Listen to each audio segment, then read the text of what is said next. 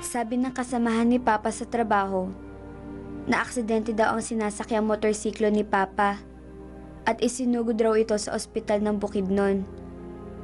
Dahil walang mapag-iiwanan ang tiyang ng kanyang tindahan at ayokong iwan ni Loy ang kanyang pag-aaral, nagpresenta ako na lamang ang pupunta kay Papa. Noon lamang ako nagbiyahe na mag-isa sa buong buhay ko at takot na takot ako. Pero mas nangibabaw ang takot ko sa kalagayan ni Papa. Kaya pilit ko tinapangan ang loob ko.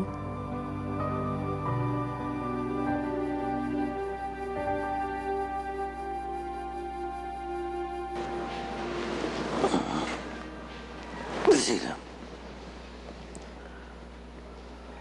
bakit ikaw yun nandito? Wala naman po iba, Papa eh. Si Chang po may trabaho. Si Loy naman po may pasok. Eh, ikaw, paano yung eskwela mo?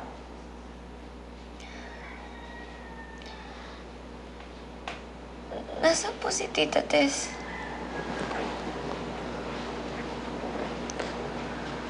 Wala na kami ni Tess, nak. Tatay. Ito. Kumain ka po para lumakas ka na po. Tapos, pag malakas na kayo, pwede na tayo umuwi. Magkakasama-sama na ulit tayo. Nak. Nak, salamat, ah. Salamat, nandito ka. Hindi ko na alam yung gagawin ko.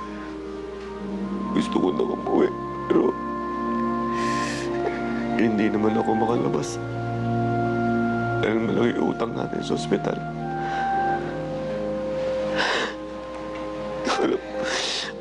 Alam ko na yung nangyayari sa buhay ko. Puro na lang kamalasan.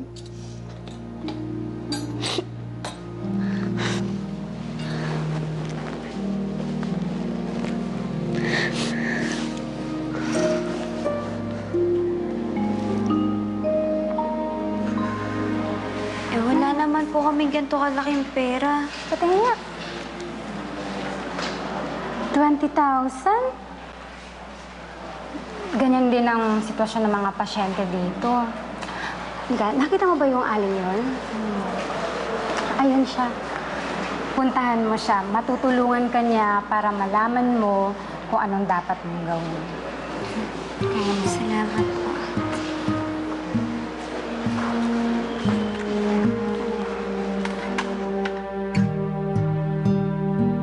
Dahil sa mga pasyente sa ospital, napag-alaman ko na pwedeng humingi ng tulong na pampinansyal sa mga ahensya ng gobyerno para malutasan ang aming problema. Pero siguro, dahil na rin sa dami ng nangangailangan doon, hindi ako pinalad na mabigyan ng tulong.